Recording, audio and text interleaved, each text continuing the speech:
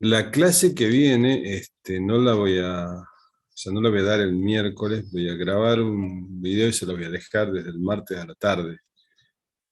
Ya, el tema es el siguiente, empezamos estos temas que van a requerir mucha atención, mucho estudio, y en particular, que es de corriente alterna, y ver cómo reaccionan circuitos con los componentes que ya hemos visto, resistencia, inductancia y capacitancia, requiere un trabajito, bueno, hay que estudiar y practicar, ¿no?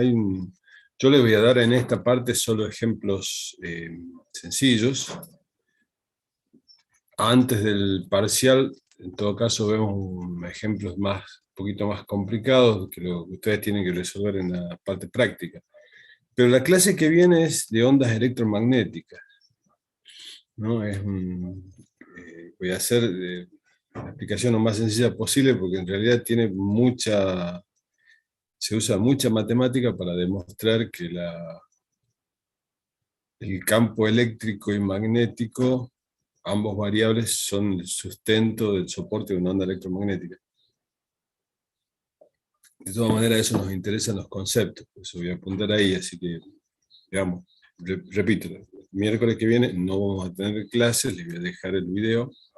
Voy a ver qué es lo que está puesto en la aula virtual, si es suficiente, pero en general es, digamos, de alto vuelo la teoría, en el sentido de que por ahí a veces un poco más, algo más aplicado nos sirve.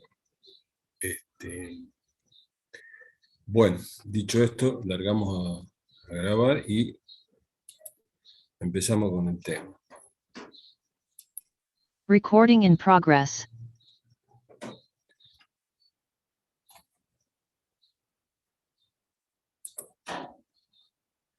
Bien.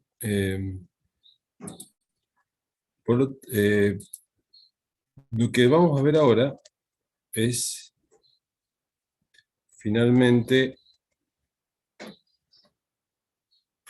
qué respuesta tienen los elementos que hemos trabajado con corriente continua hasta ahora, que serían los de capacidad, inductancia y resistencia, pero en un esquema ahora de corriente alterna.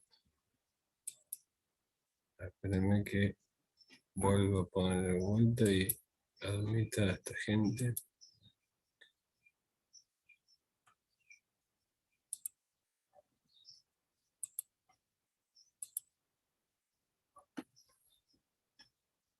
Bien.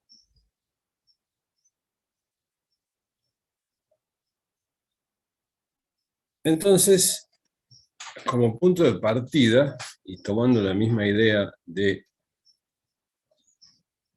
la corriente continua, en el sentido de que necesitamos una fuente de energía, acá también vamos a necesitar una fuente de energía, y ustedes saben que en general, cuando vemos los circuitos, el elemento que aportaba la energía era la fuente, ¿sí? En este caso, lo que vamos a tratar de vamos a trabajar con este tipo de fuente.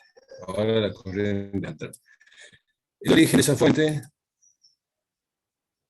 es aquel generador que hemos visto como ejemplo de la ley de Faraday, y recuerden que ese generador lo que tenía en la salida era una esfera inducida senoidal o xenoidal en el tiempo, sinusoidal en general. Por lo tanto, vamos a hacer esta, no convención, pero sí vamos a partir de un lado que por ahí va a sonar extraño, pero en lugar de decir que la fuente es de tensión alterna, la diferencia potencial variable en el tiempo, vamos a hacer que varíe, la corriente varíe en el tiempo. ¿Sí? O sea, es una fuente de corriente, no una fuente de tensión. Solo por motivos académicos, en realidad, porque a partir de esto se puede ver algunas relaciones un poco más sencillas que la diferencia de potencial, pero no un pasito más de la matemática. Esto, no recuerdo que lo hayamos visto, pero tiene que ver con, o si no debe estar en la teoría del aula virtual, esto se llama valor eficaz. El valor eficaz de una corriente alterna tiene que ver con su valor de máximo de pico dividido en raíz de 2. Esto aparece al equiparar la energía por unidad de tiempo que aporta o que consume una resistencia, que aporta una fuente que consume una resistencia, evaluado en un cierto periodo de tiempo. Hay que recordarse el teorema de valor medio de cálculo integral, y ese me da la posibilidad de averiguar a qué, es decir, equiparo la energía aportada por unidad de tiempo por una fuente, al variar sinusoidalmente o integral en un determinado periodo de tiempo, y esa área es equivalente a un área con un valor, con una altura, le llamamos valor de tensión eficaz o valor de corriente eficaz, y cuya base es el tiempo ese que estamos determinando. Bueno, de todas maneras podemos ver de vuelta. La idea es que ustedes asocien que hay un valor de pico, valor máximo, y un valor eficaz, y la relación es el valor máximo sobre raíz de 2. Después, en todo caso, vemos de dónde sale esa raíz de 2. De acá, entonces, lo que tendríamos que ver es, usando la ley de Kirchhoff, en este caso es bastante sencillo, que esta diferencia de potencial es igual a esta, de tal manera que la suma de ambas en esta malla es 0. Entonces usamos lo que ya conocemos como I por R, entonces sé que I vale I0 coseno de omega t, por lo tanto I0 por R es la B máxima. Es decir, si yo grafico, ¿sí?, esto, acá voy a poner dos gráficas juntas, ¿no?, tensión y corriente en función del tiempo. La forma de la gráfica es parecida, no así su valor máximo, por supuesto, pero esto quiere decir que no hay ningún retraso o adelanto de en cuanto a la respuesta de la resistencia al efecto de la diferencia potencial variable en el tiempo. Lo que sí sabemos es que esa resistencia consume energía, se transforma en calor, y cuando quiero calcularlo, voy a usar la misma expresión que para corriente continua, pero esta vez tengo que calcular como promedio, ¿sí? Es decir, si ustedes multiplican estas dos funciones, le da otra función, ahora que no tiene valores negativos, pero es pulsante, digamos, tiene así, después vuelve otro pico así, y así. Se toma un valor promedio, de ahí viene la idea del I eficaz, que acá aparece el MS, está en inglés, pero se calcula, digamos, tratando de asociar esa energía que se disipa en la resistencia directamente con el valor de la corriente eficaz o el B eficaz. Si no, lo que hay que hacer es multiplicar I, la función I, la función B, y calcular el promedio sobre un determinado periodo de tiempo, que, repito, de ahí le sale la corriente eficaz y tensión eficaz. En principio, uno puede decir, bueno, la diferencia de potencial que cae en la resistencia está en fase con la corriente que circula por él. Y consume energía, por supuesto. La otra cuestión es, ¿qué pasa si ahora a esa corriente, a esa fuente de corriente, le pongo un inductor? Ustedes saben que el inductor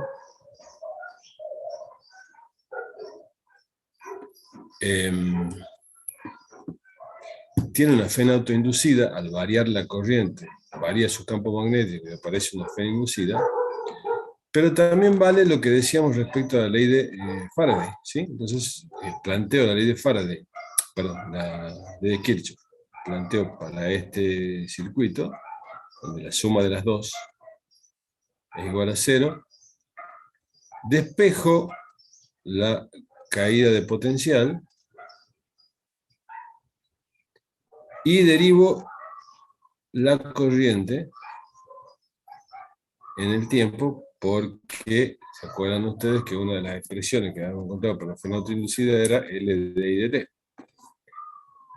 Derivando me queda esta expresión y con una entidad trigonométrica, me dice menos seno de omega t es coseno de omega 90, puedo llevarla a esta forma. Fíjense que la diferencia de potencial que aparece en el extremo del inductor, en estos puntitos, ahora tiene la frecuencia angular L e I0 multiplicado por una función trigonométrica. Por lo tanto, uno puede asociar este producto de las tres magnitudes, la diferencia de potencial máxima que está actuando sobre el inductor. Por lo tanto,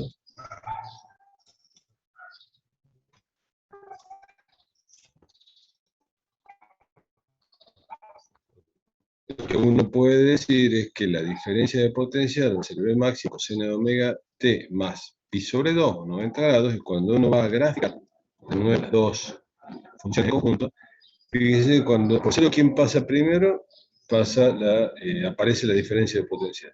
Bueno, pues si quieren, aparece primero la corriente, el máximo de la corriente, y luego en cero aparece recién el máximo de la FEM, pero negativo. Esto quiere decir que si yo me desplazo de esta forma, siempre me van a aparecer, supongo que el valor cero de la FEN está acá, y a los 90 grados o pi sobre 2 recién me aparece el cero de la corriente. Por eso, una manera de la regla mnemotécnica para acordarse, si la corriente se retrasa con respecto al voltaje por 90 grados, entonces quiere decir que tenemos que tener en cuenta qué significa que se retrase, es decir, que alcance ese valor 90 grados o pi sobre 2 después. Hay un par de cuestiones en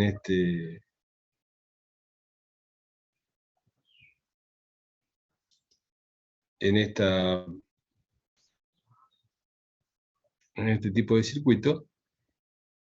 Bueno, primero que el B máximo al aparecer de esta forma, lo que va a sugerir es que, si uno se acuerda que la ley de Ohm está relacionada entre la tensión y la corriente, algo que se llama resistencia para un conductor, o en realidad para cualquier elemento, la definición de resistencia B sobre I, para este caso uno debería llamar al producto de omega por L, darle el mismo rango que esa resistencia óhmica, solo que en este caso la física me dice que lo que está impidiendo el flujo de carga es esa FEN inducida o la contra-FEN inducida que aparece en el y tiene las mismas unidades que la resistencia. O sea, este XL es igual a omega por L, que se calcula como 2pi por la frecuencia por L. Es decir, en el caso nuestro, la frecuencia son 50 Hz, y sabemos el valor de la inductancia, ya podemos calcular el valor de esa reactancia inductiva.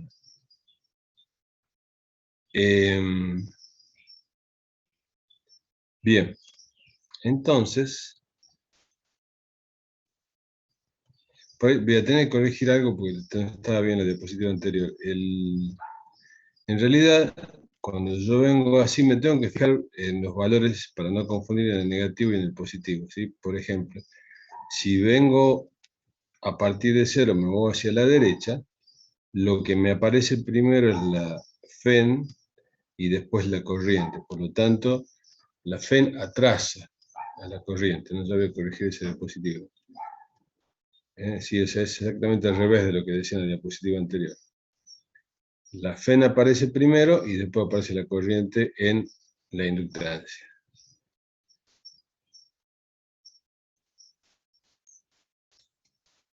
Bien.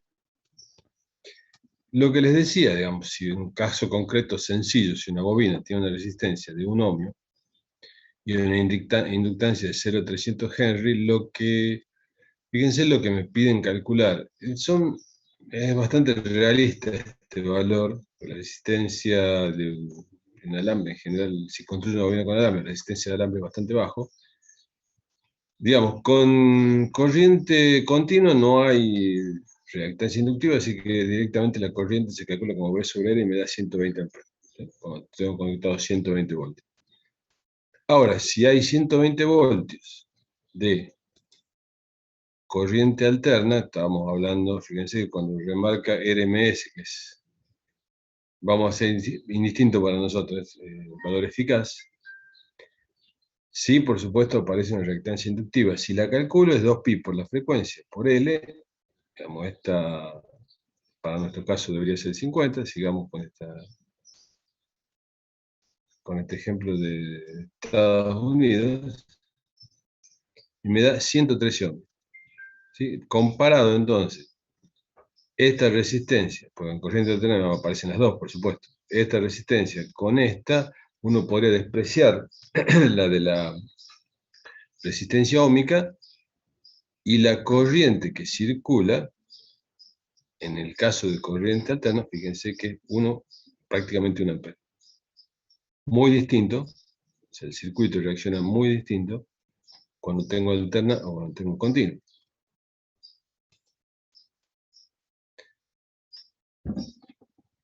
Si ahora analizamos una capacidad,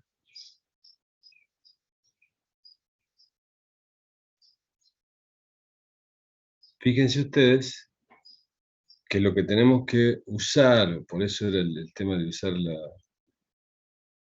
como fuente de corriente, es la fuente de energía. Si yo quiero averiguar la corriente en cualquier instante en la capacidad, uso la definición de corriente y después puedo, o sea que la corriente además va a ir 0,9 la misma corriente que habíamos sobre el motor, e integro para saber cómo varía la carga en ese capacitor. Entonces, reemplazando de Q, partiendo de acá, me queda finalmente que la corriente en el capacitor es I0 sobre omega por seno de omega t. Y para saber la tensión, Q sobre C, perdón, la carga era esto, ¿no? I0 sobre omega por seno de omega t. Entonces, cuando calculo la diferencia de potencial por la definición, que es Q sobre C, finalmente reemplazo Q por este valor y me da I0, 1 sobre omega C por seno de omega t. Entonces, la diferencia de potencial máximo va a ser esto, y además tengo esta función trigonométrica que me dice cómo está en el gráfico, qué tipo de funciones para poder ubicarla en el gráfico. Uno podría, digamos, tratar de visualizarla mediante una identidad trigonométrica, como estamos planteando acá, solo para comparar qué pasa con la diferencia de potencial y la corriente que circula por el circuito. De todas maneras, cuando graficamos las dos de cualquier forma, se ve que mientras la corriente hace esto, ¿sí? La diferencia de potencial hace esto. Por lo tanto, si yo me fijo de nuevo en cuál de esos valores máximos aparece primero, que aparece primero I y después B, por lo tanto uno puede decir que la corriente adelanta a B, o está adelantada pi sobre 2, o está desfasada pi sobre 2. Que digamos, es lo que dice acá abajo, la corriente se adelanta al voltaje a través del capacitor por 90 grados, o pi sobre 2. De nuevo, esto me permite identificar una reactancia que esta vez la llamamos capacitiva, tratando de emular la ley de Ohm, pero está claro que esto es otra cosa, de tal manera que la reactancia capacitiva es 1 sobre omega por C, o 1 sobre 2pi por la frecuencia por el valor de carga. ¿Sí? Y eso, acuérdense que sale de acá. Esto sería XC, o sea, todo lo que está entre paréntesis es igual a XC, o reactancia capacitiva, que se calcula de esta forma. Por lo tanto, ahora me quedaría, digamos, hacer un breve cálculo con este circuito donde solo hay un capacitor, la corriente eficaz en el circuito. Si tengo la capacidad y tengo la diferencia de potencial, bueno, fíjense que lo calculo para dos frecuencias, ¿sí? 60 Hz y 6 por 10 a la 5 Hz. Fíjense que cómo cambia el valor de esa reactancia capacitiva al cambiar la frecuencia. Fíjense, da 44 mA en un caso y en el otro, a una frecuencia muy alta, ¿sí? Es una reactancia capacitiva muy chica, por lo tanto me da una corriente muy alta. Y esto ya me revela una tendencia. Uno podría hacer lo mismo con la reactancia inductiva, y uno puede adelantar, bueno, el comportamiento de una capacidad cuando varía la frecuencia en cuanto a su reactancia capacitiva es, a mayor frecuencia tengo, más chico se hace la reactancia capacitiva, y en el caso de la reactancia inductiva es al revés. ¿Sí? Solo fíjense por qué, por cómo está definida. Entonces, eso es un hecho que se usa muchas veces para generar los filtros electrónicos. Bueno, y digamos, ahora quiero ver qué pasa cuando junto todo. Es decir, si tengo esa fuente de corriente, de manera tal que alimenta a los tres elementos. Bueno, en sí tengo que hacer exactamente lo mismo. ¿En qué sentido? En plantear que esta es la corriente que pasa por los tres elementos, esta es la diferencia de potencial máxima en la resistencia, diferencia de potencial máxima en la inductancia y diferencia de potencial máxima en la capacidad. ¿Sí? Ahí lo que este dibujito, que a veces es mejor entenderlo de esta forma, porque queda un poco más gráfico, miren. Si yo identifico con un vector, que tiene un nombre especial, y ya le digo cómo es, I0, y me fijo en la diferencia de potencial en la resistencia, que es I0 por R, ¿sí? Eso es la FEN, o la diferencia de potencial que cae en la resistencia y que está en fase con I0, que ya habíamos visto. Si ahora con otra flechita que está a 90 grados de I0, y acordándome lo que les decía al comienzo, de que la tensión adelantaba la corriente, entonces lo ubico a 90 grados, a BL0, BL máxima es igual a I0 por XL, y lo mismo hago con la caída de potencial en la capacidad, solo que esta vez, como está retrasado, va para acá. ¿Sí? Es decir, esto ya un poco me está diciendo una manera de trabajar con estos vectores que se llaman fasores, que son vectores que están girando a una velocidad angular omega. ¿Por qué hago esto? Fíjense en el segundo esquemita. Cuando se mueve una velocidad, un ángulo omega por t, a una velocidad o frecuencia angular omega, puedo asociar esa variación sinusoidal con la proyección de cada uno de estos vectores sobre el eje X o el eje Y. Digo, en aquel momento que yo pesque, esta relación de los tres vectores se mantiene igual, pero los valores instantáneos se averiguan con la componente, en este caso de X, de cada uno de los vectores. ¿Cuál es la ventaja de trabajar de esta forma? Que llegamos a métodos mucho más fáciles que estar averiguando cada vez, porque acá tengo que hacer la suma de las tres diferencias de potencial en cada momento y después integrar para ver cuál es la corriente efectiva o la diferencia de potencial eficaz que aparece en cada caso. Por lo tanto, si lo veo así, digamos, es mucho más gráfico y además un poco más directo para calcular. ¿Por qué? Bueno, sí, esto es lo que les decía recién. Fíjense que la proyección en este caso es sobre t, es decir, perdón, sobre x y me da este valor. Lo que vamos a obtener nosotros, siguiendo el tema, es decir, si yo tengo un circuito con resistencia, capacitancia e inductancia, averiguo el módulo de estas tres flechas, las flechas que representan la diferencia de potencial, y luego lo que tenía que hacer es sumarlas como vectores, y de ahí ver qué ángulo hay entre la sumatoria de estas tres diferencias de potencial con el vector y cero, y eso me va a decir si el circuito tira más hacia lo capacitivo, tira más hacia lo inductivo, eso es en función del ángulo que hay entre la B resultante y I0.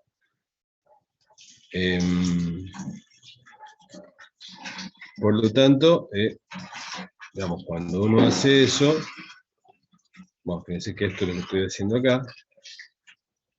Sí, esto es como, digamos, recordar cómo trabajamos con vectores. El vector resultante sería, atendiendo bien, que el positivo sería este, si quieren, nos fijamos en t igual a 0, este es el positivo, este es el negativo, en i, ¿no? Y en x siempre va a ser positivo el vector, bueno, no positivo, quiero decir, no hay ningún opuesto, sino para calcular con Pitágoras el resultante, y si uno, cuando reemplaza toda la diferencia potencial, aparece factor común y cero cuadrado que lo puedo sacar. Esta raíz se llama impedancia del sistema. Y fíjense que la impedancia del sistema queda definida como la y al cuadrado.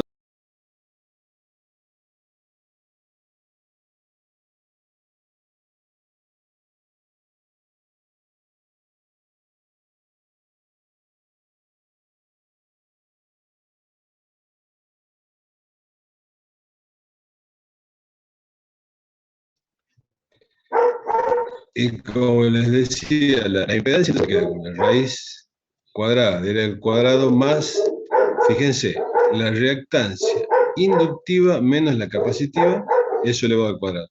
Y aquí aparece esta parte, que es la que la tenemos que dar importancia, porque esto me revela si el circuito se comporta más como inductivo, si gana esta, o como capacitivo, si gana esta.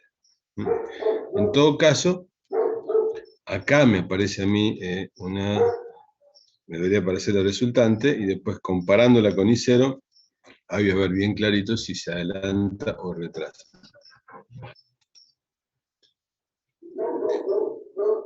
La magnitud que me va a dar si es inductivo o capacitivo ese circuito, la encontramos usando una relación trigonométrica, es decir, relacionando esta diferencia de potencial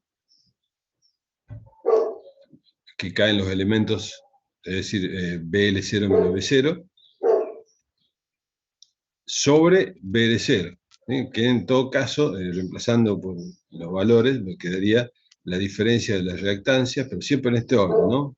XL menos XC sobre L.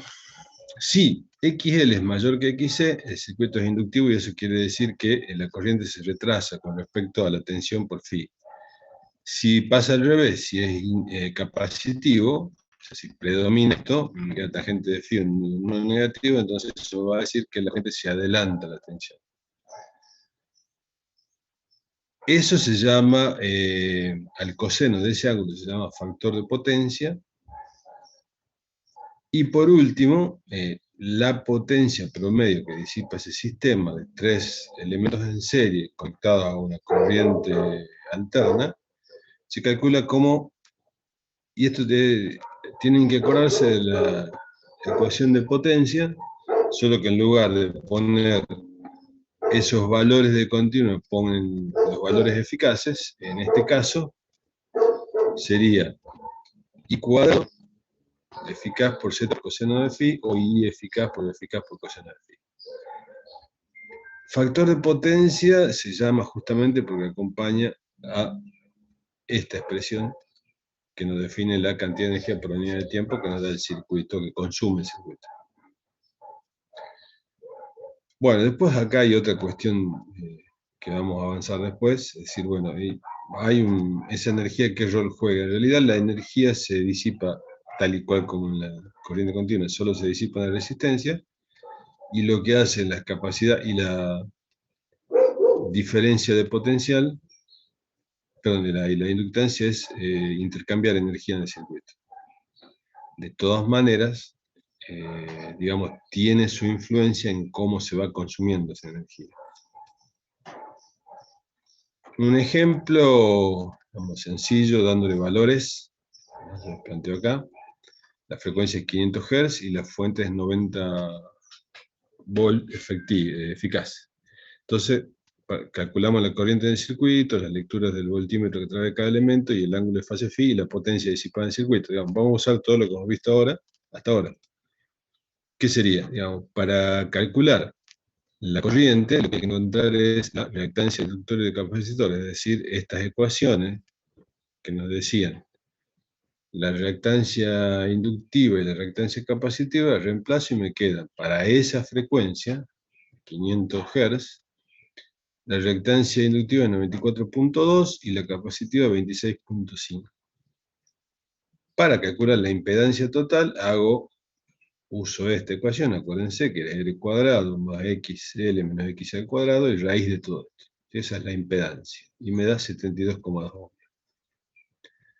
Por lo tanto, la I eficaz igual a B eficaz, que ya me da sobre la eficaz, me da esa corriente, es la que, esa corriente eficaz es la que circula por el circuito. Pero hay que tener cuidado, de nuevo, repito, esto tiene que ver o hace referencia en realidad a la energía disipada por unidad de tiempo en un determinado periodo. Nosotros queremos asociar con ese concepto o equiparar algo que debería ser como la corriente continua.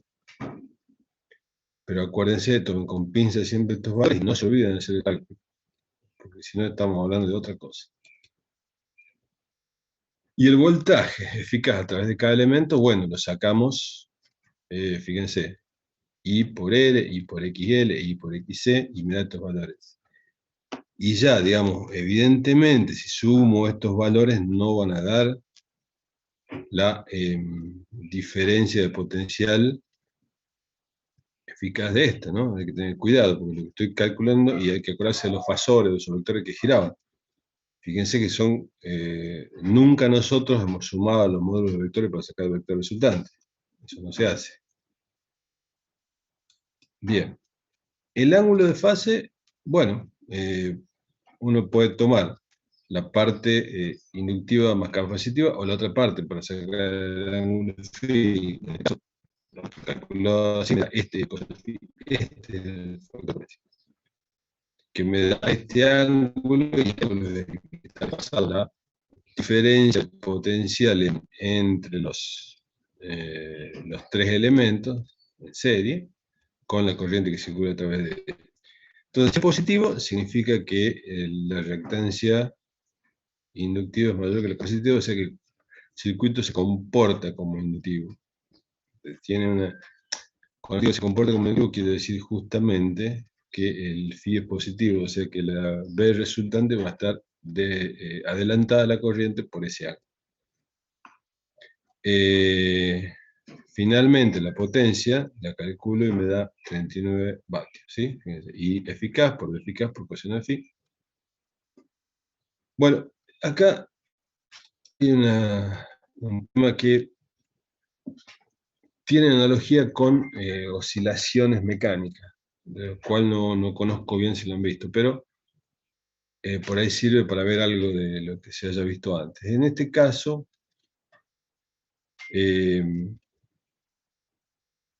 si yo uso la ley de Ohm para bueno, la relación entre I y la diferencia de potencial, Z me aparece en el denominador y puede existir una frecuencia en la cual este término sea igual a este. ¿Sí? Esa frecuencia se llama frecuencia de resonancia. ¿Por qué? Porque ahí la corriente es máxima.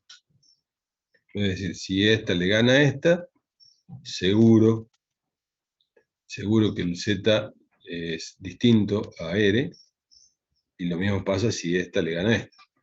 Z va a ser distinto a R, pero justo a esta frecuencia esto se hace 0, y Z es igual a R. Y en ese momento tengo la máxima transferencia de energía. Por eso se llama a esta frecuencia de resonancia.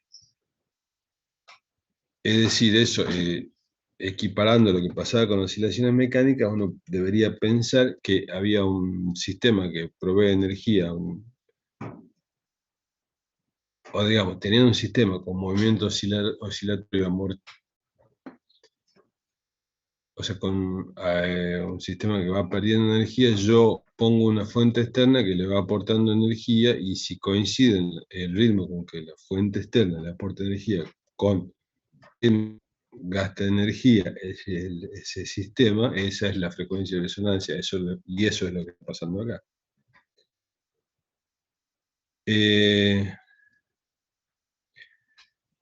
Por lo tanto, esto es importante porque, digamos, hay distintos usos, digamos, para análisis de señales uno, para elaboración de filtros es otro, y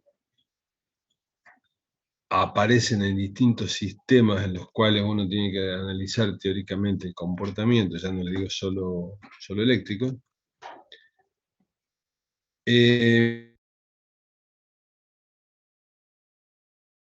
Potencia también podría ser, no es lo mismo. También tiene que ver, por supuesto, la corriente, perdón, la resistencia a la que está conectada, ¿sí? Entonces, la variación puede ser de esta forma, o mucho más aguda, en el caso de tener una resistencia pequeña. Bueno, esto es solo graficando la ecuación que hemos visto antes, no hay otra cuestión. Pero la idea es, fíjense, que asocian a esta variación, en cuál de estos dos casos tengo la máxima transferencia de energía.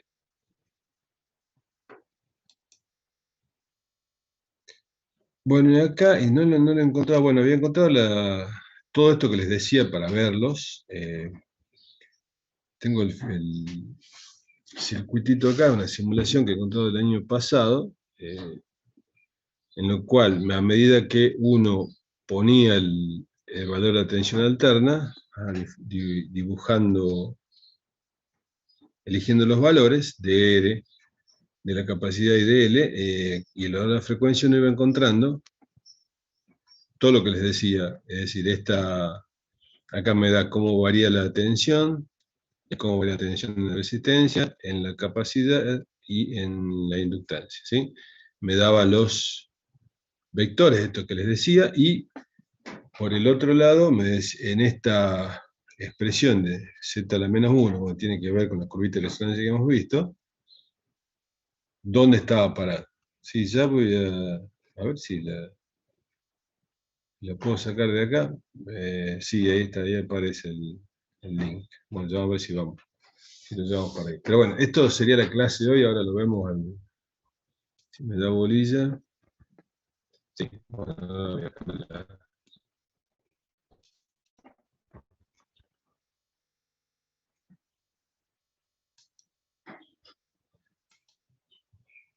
cambio de sistema. Para entender, digamos, la diferencia de potencial eficaz, es decir, cómo la máxima que está definida acá, la frecuencia es esta, me dice que el inductor es dominante porque L es mayor que XC. Si yo voy a los cálculos efectivamente, fíjense cuál es mayor, me parece que es esto tiene que ver con las unidades de resistencia, el ángulo es 52,7, y si yo voy ahora a cada uno de los elementos, acá me calcula el valor eficaz, Fíjense cómo están apareciendo los signos, en cuanto esto está variando en el tiempo. Comparen esta gráfica con esta gráfica. Luego, en el capacitor, esta diferencia potencial es la que aparece acá, esta escala. Fíjense, el valor máximo es más chico que este. Y por último, que es lo que yo recomiendo que hagan siempre, es mejor hacer los fasores, dibujar en un momento determinado y a partir de ahí encontrar los valores que se nos piden. Este sería el diagramita de la resistencia, de la impedancia, como de la diferencia de potencial total en los extremos de este sistemita. Digamos, si yo varío la frecuencia, fíjense cómo se mueve el puntito, si aumento la frecuencia y me alejo de la resonancia. Y se va disminuyendo las magnitudes porque los valores van aumentando. Si me muevo a frecuencias menores va cambiando hasta que, digamos, en ese punto haría la resonancia. Fíjense que estos dos están prácticamente cero. Digamos, la suma de estos dos fasores va a ser cero. Y ahí tengo la máxima intensidad disponible en el sistema. Bueno, fíjense, eso ya están estas diapositivas ya están puestas en el Classroom. Cualquier cosa vayan ahí y cliquen en la figurita que está puesta el enlace. Por si quieren seguir practicando o tratar de entender con las ecuaciones que hemos visto esta gráfica. Bueno, hasta ahí. No tengo más que decir en esta parte. Seguramente van a ver con Benjamín un poco más un poco más destinados a analizar en particular algunas cuestiones, pero bueno, ya lo charlan con él. Pero en todo caso, antes del parcial, como les decía, vamos a ver unos problemas, si han quedado dudas de este tema, que siempre queda muy colgado, pero esto mantener el evaluativo, el autoevaluativo lo harán esta semana, y aparece en el parcial seguro. Así que antes del parcial veremos dos problemas de estos, de acuerdo a las dudas que tengo. Y repito, digamos, si no me han escuchado, o los que han entrado al último, el miércoles no damos clase, le voy a mandar un video sobre el tema de ecuaciones electromagnéticas, del estilo de esto, ¿no? Es decir, mucho más visual, y vamos a las ecuaciones que nos interesan para entender la dinámica del proceso físico. Bien. No sé si tienen alguna pregunta.